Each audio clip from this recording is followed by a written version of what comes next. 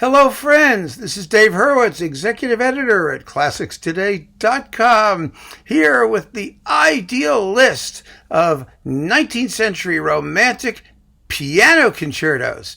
Now, we've already done the ideal list of romantic violin concertos, but with piano concertos we have to approach things a little bit differently because there are many more great romantic piano concertos than there are great romantic violin concertos.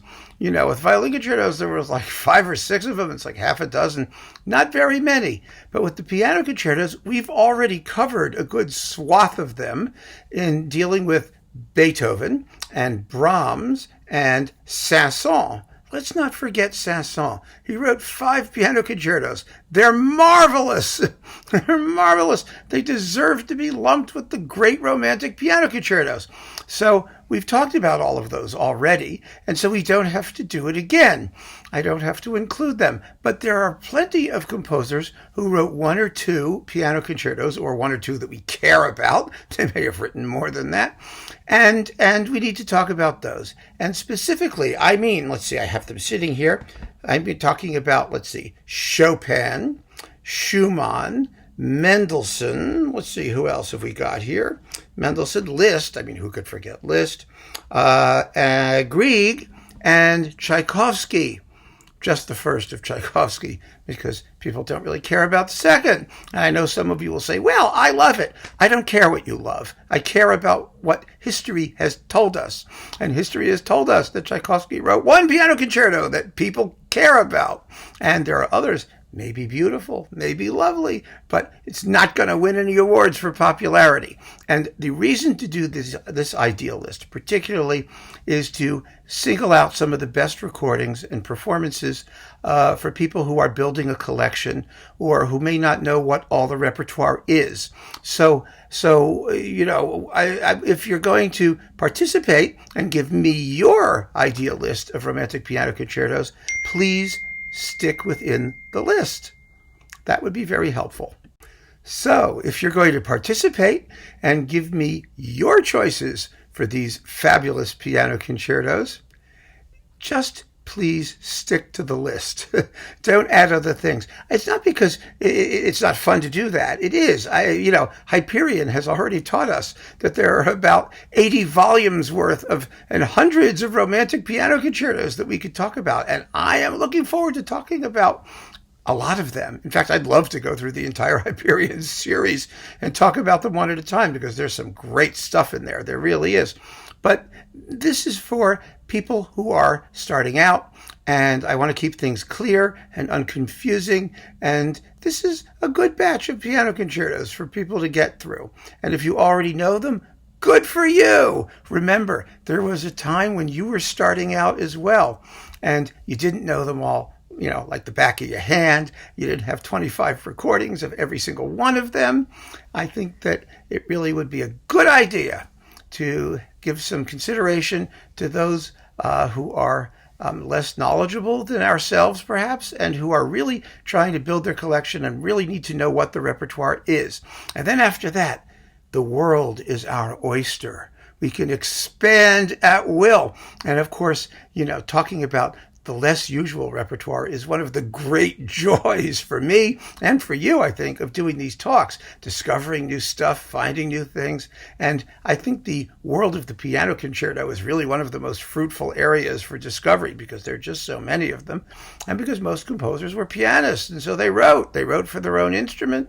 They wrote for their friends. They did all kinds of stuff like that. So those are the parameters that I'm working with, and I want to share that with you just so that we're all on the same page going forward. Now, let's talk about the music. Chopin. I've also decided to do these, by the way. As is my usual custom, I always try and do a different pianist for every piece, and I have. But in cases where the piano concerti are short and always come coupled on a single disc, I didn't think that was necessary because you're going to get them on a single disc. I want this to be practical. I'm trying so hard, folks, to make this easy for you in an industry that makes nothing easy for the people who love the product and want to collect it and find it and do it in a sensible way. I mean, it's just, over the years, and here I'll go on a little mini rant, it just has amazed me how horrible the classical music industry is at actually selling the product that they make in a way which is easy to digest for people who are looking to buy it. It's fascinating. It's the only industry in the world that claims simultaneously that it's going broke and that everything is horrible, but then makes it as difficult as possible for you to give it your money. It's so messed up. Okay, end of rant. Let's talk about the music. Chopin. We're going to start with Chopin because, as I said, we've done Beethoven, we've done Brahms, and we've done Saint-Saëns. And so sort of after Beethoven, you get the next generation of German and European, in a wider sense, French pianists. And they were, Chopin, Schumann, and Liszt, basically, and Mendelssohn. So Chopin. Now, Chopin's piano concerti are kind of largish, and they tend to come in individual discs. Although, since the CD was invented, they've begun to couple them together on one disc. You can put both Chopin piano concertos on a single disc, and there are some versions that do that. But I've decided to detach them and take them one at a time because it allows me to talk about more performances that way. So for the first concerto, this one may be a sleeper. I don't know. It depends how you feel about it. But I chose Emanuel Ax and the Orchestra of the Age of Enlightenment, conducted by Charles Mackerras.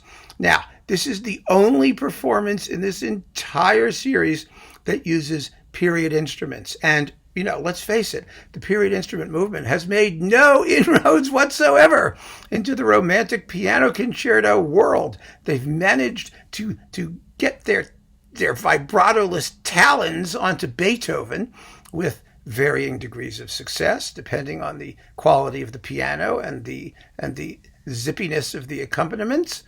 But after Beethoven, it's been pretty barren. The same thing with romantic violin concertos. And the reason is because, and this is the great proof of just how warped the whole hip period performance movement is, the reason is because those concertos were written for modern instruments, basically. They sound best on modern instruments. Modern instruments evolved to play that repertoire. However, I must say, if anyone was going to do it right by this music, it was Mackerras, who was, of course, was a genius and a fabulous conductor. And this is just a magnificent performance. I mean, Emanuel Ax is a great Chopin pianist. And he's playing a something piano. I don't know. Does it say what piano he's playing? It's not that I particularly care, but let's see if they say what it is. No, they don't say anything. It just says he's playing a piano. But the Orchestra of the Age of... Oh, wait a minute. Here it is. Emanuel Ax is playing an 1851 London Erard restored by David Winston and Period Piano Company. So there it is. Something that could possibly, although Chopin I think was dead by around then, but it's of the period. And it's just a wonderful performance. It's what you want in a period instrument performance. It's fresh and lively and new sounding. And the piano sounds delightful. It really is. It's a lovely sounding instrument. It's been very well restored. And that's the key to these things. It doesn't matter what you play on, as long as it sounds good, right? There is no way you're going to convince me that some sort of clattery keyboard apparatus that sounds like a xylophone on a bad day is what any composer had in mind when they wrote their music for the instrument. And Chopin, least of all. I mean, my God, he was the master of the cantabile singing tone on the piano. So this is a delicious performance, and they've done both of them. They're on 2 different CDs, and there are a million choices for the Chopin piano concertos. There's Martha Argerich twice, there's Pollini, there's There's no shortage at all. But this is my pick for the first piano concerto. And I hope you find it intriguing. And if you haven't listened to it, you really should. You should hear them both. They're wonderful performances. All right. Oh, yeah. Piano Concerto number 2. Again, there's all the same people. There's Christian Zimmermann. There's Argerich. There's, all the famous Chopin people. I have selected Nelson Freire. I what a great pianist. And, it's such a wonderful thing that finally, later in his life, Decca finally figured out that he was a fabulous pianist and not just a piano duo partner for Martha Argerich periodically, or someone who made a few discs in the early days of Columbia with like Rudolf Kempe in Munich. This guy's great. He's one of the great greats. Absolutely fabulous. And so it's wonderful to have him doing the Chopin Piano Concerto. Number 2, which is actually number 1 because they were published in reverse order. And this also contains, let's see, Impromptu number 3, Ballade number 4, yay. The Berceuse, yes, 3 mazurkas, opus 50. And the Polonaise Héroïque, opus 53, the heroic Polonaise. Wonderful, wonderful stuff, beautifully played and recorded. The accompaniments are perfectly fine because everyone knows that unless you're Charles Mackerras on period instruments, accompaniments to Chopin piano concertos really don't make any difference at all because he didn't care and neither do we. But this is with the Gerstenich Orchestra of Cologne under Lionel Berlinguer. And it's quite fine. Absolutely beautiful. So Nelson Freire for Chopin Piano Concerto number 2. Next, we have the Mendelssohn Piano Concertos. And there are 2 of them. There is actually a third that has been reconstructed and which I just don't think anyone should care about. We talked about some of Mendelssohn's shorter works for piano and orchestra in discussing shorter works for piano and orchestra. And the Mendelssohn concertos, they get no respect. They are delightful. Absolutely delightful. I mean, they're marvelous, marvelous pieces. They're in wonderfully compact cyclical form. They last like 20 minutes each. The second is a little bit longer than the first, and the second gets even less respect than the first because it kind of sounds like the first, only it's longer. So you figure, why have 2 of them when you could just listen to one of them? But, they're fresh and vital and exciting and brilliantly written and tuneful. And, there's nothing not to love with these absolutely charming little works. And they're important. They're important for the history of concerto form because Mendelssohn, most famously in the Big Violin Concerto, decided not to have first movements with those long opening orchestral introductions, which are called ritornelli. A ritornello is the big orchestral introduction where the soloist just sits there like this, going like, oh, when's the orchestra going to stop so you can hear the solo? And I'm sure I'm not the only one who was starting my tour of the classical music universe when you went and heard things like the Chopin concertos and the Mozart and Beethoven concertos, and it's a piano concerto, and it's like, when is the piano going to play? I mean, what are they doing? And there's a good reason for it. I mean, concerto form is a very sophisticated and fabulous thing once you understand what it is and what you understand what it's doing. Unfortunately, most people don't understand what it's doing, and most players and conductors also don't understand what it's doing, which isn't very helpful in performance. But Mendelssohn said, quite sensibly in my view, I mean, what are we waiting for? Let's just get on with it. And so the piano comes in right away with something flashy, really based on what Beethoven had done in his 4th and 5th piano concertos, even though he then follows the traditional path. But he began with the piano right away because he wanted you to know that it was there. And that was such a smart move. It really was. So for Mendelssohn's piano concertos, I have selected 2 delicious pieces. This magnificent single disc with Jean-Yves Thibaudet and Herbert Blomstedt with the Gewandhaus Orchestra of Leipzig, which was Mendelssohn's hometown band. And these are just great. Thibaudet never made a better record. The sort of classic versions of these might have been maybe Rudolf Serkin's, on Sony, which are also quite marvelous. And also the one on Hyperion is great, and part of their Romantic Piano Concerto series. There are a lot of good performances of these pieces. They're not difficult to do. I mean, not difficult to interpret. You just have to be musical. And, well, some people find that very difficult. But, basically, they're not too hard to do. And this is a great disc. Absolutely a great disc. But if you get Serkin, you're in good shape, too. And you also get the Variations Sérieuses, one of his big and great piano works, and the Rondo Capriccioso, which is delightful. So, I give Mendelssohn a shot, especially the first piano concerto. You got 20 minutes. You get through the whole concerto. It's so much fun. And it has depth. I mean, it has depth in the workmanship. The more you listen to it, the more you realize how thematically interrelated it is and how cleverly the whole thing is constructed and what a joy it is to listen to it unfold. I mean, Mendelssohn knew what he was doing. It's really, really good stuff. So, Thibaut Day from Mendelssohn on Decca. And now we come to the Schumann Concerto. Now, I mentioned this disc before, again, because Schumann wrote some shorter works for piano and orchestra, which are quite lovely. And everybody does the Schumann Concerto. And the Schumann Concerto, it's a tough piece to do well for some reason. A lot of pianists have sort of foundered on the shoals of the Schumann Concerto. I think the problem with it is that, first of all, it requires a certain amount of willingness to sit back and let the orchestra do its thing and engage. You need to have a good accompaniment. You really do. It's not like Chopin, where it's all for the piano. Schumann cares about what's happening with the orchestra, and he cares about the relationship between the soloist and the orchestra. And I think that also there's an issue of, as there almost always is with Schumann, of movement, of avoiding stiffness of rhythm, and trying to keep everything flowing at a decent pace. And for the Schumann Concerto, I picked a classic. This is Rudolf Serkin. Turn it right side up, it's better.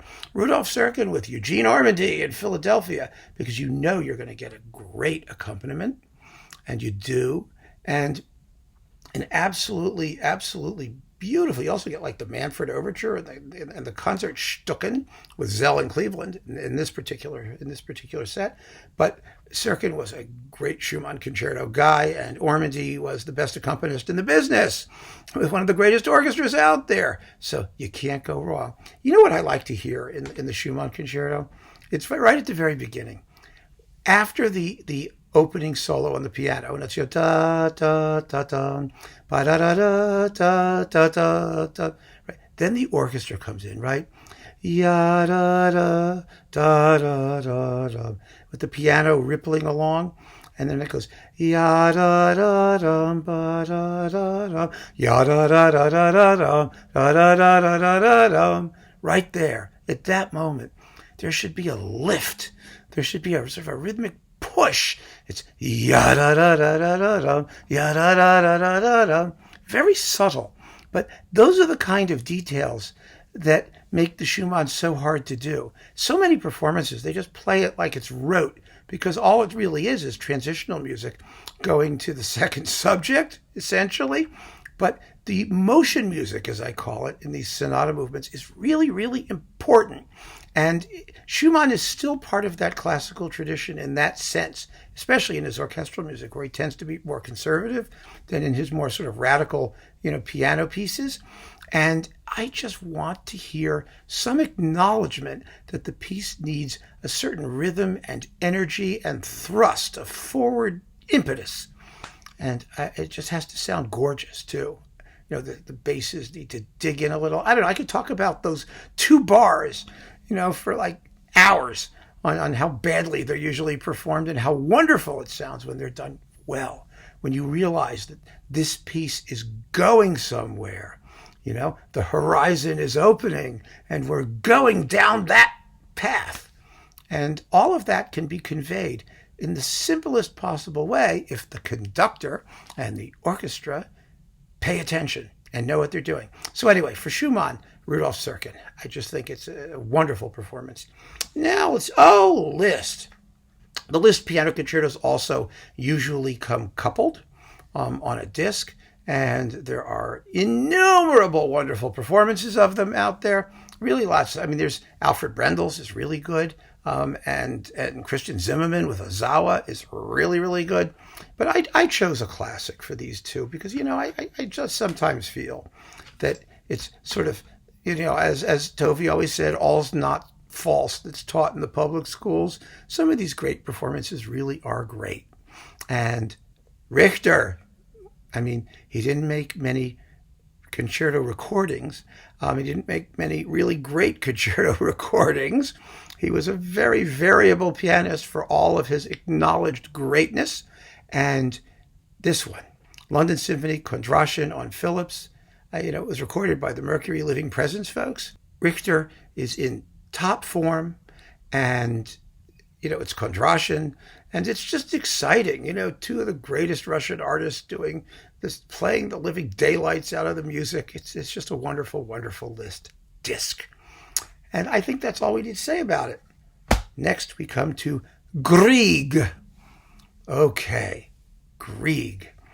How many billion recordings of Grieg is there? Now, usually the Grieg is coupled with Schumann, and that is a very, very common coupling. It's so common that you probably will wind up getting another Schumann. And if that's what you're going to do, if you're going to get them together, the one that I would suggest, well, there are a couple. There was the Carillon Christian Zimmermann, which some people think is very heavy and too thick, and I sort of sympathize with that, but it's very, very beautiful.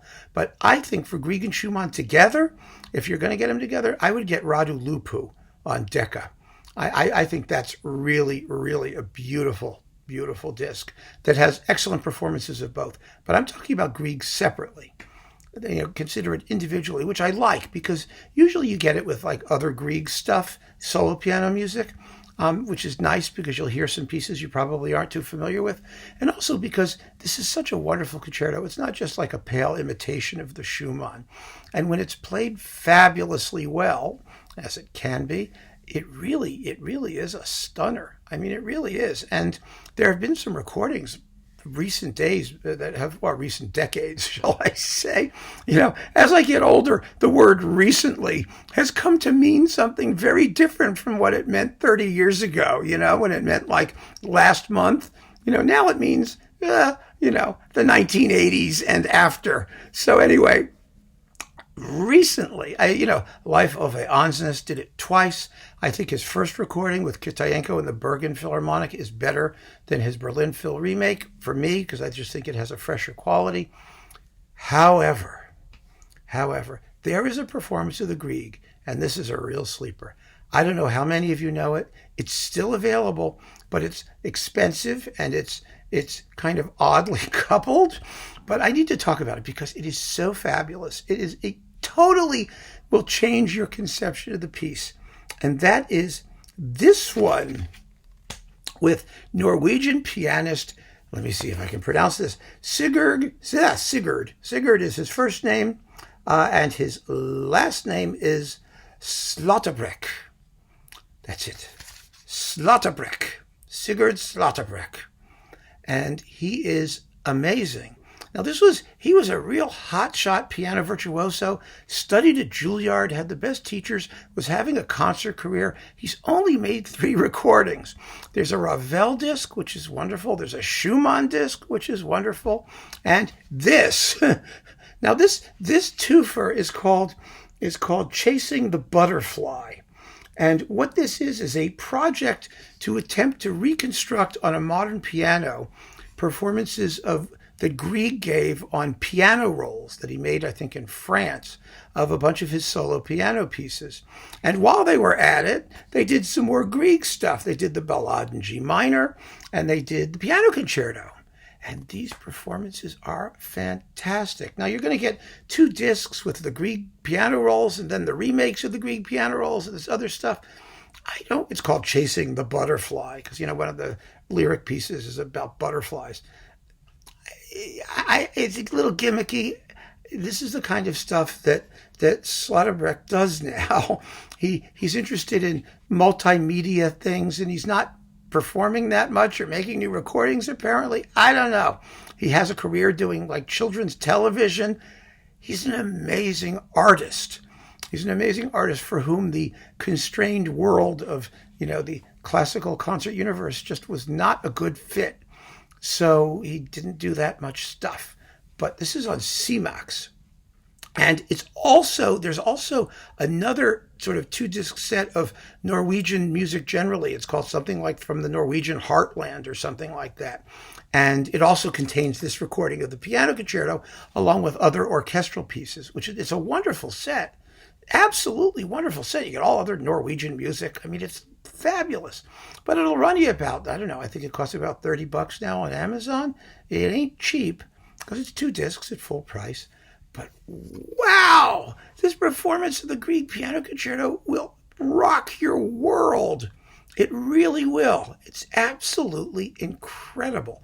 And I mean, there's nothing else to be said for it. It's one of those sort of epic making performances. It will become a cult classic if it hasn't already, and it deserves to become a cult classic as a performance. It's just so individual and vibrant, and my God, but never mannered or affected, or it's not like Christian Zimmerman doing Chopin, where every single note has been polished and honed and gone over. And I mean, it's kind of cool in its way, but it's not what you might call, normal.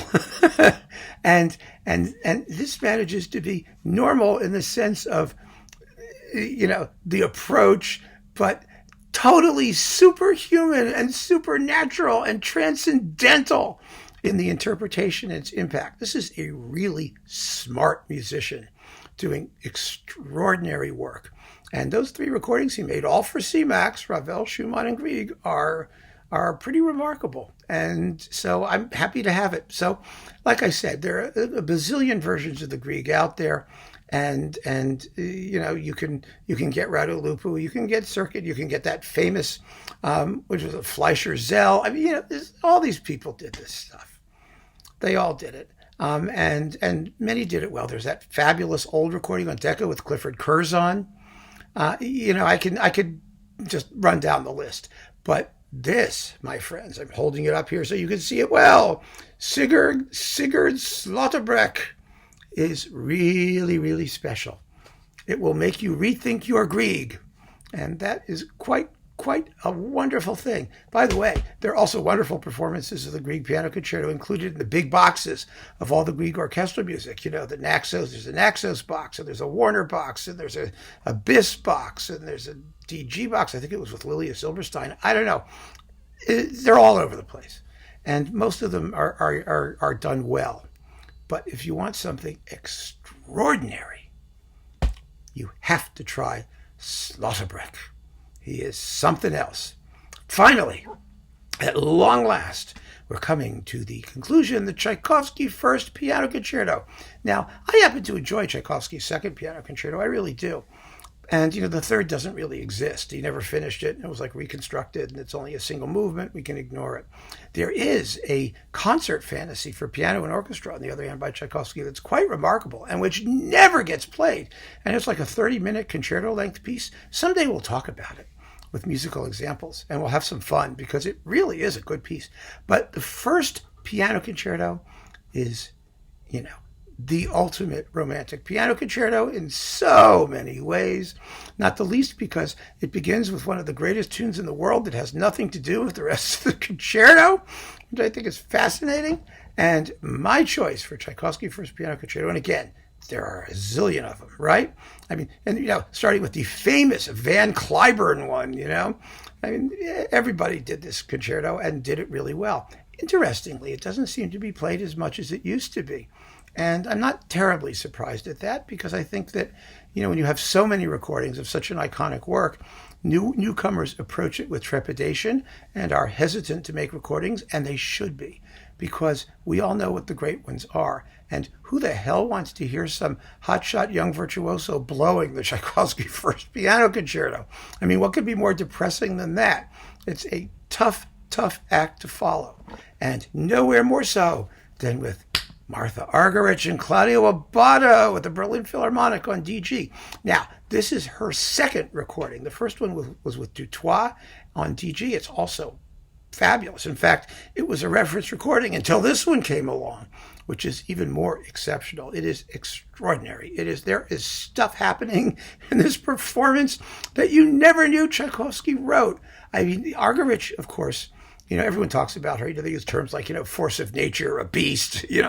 She is an amazing, amazing artist. But, a musical genius. Musical.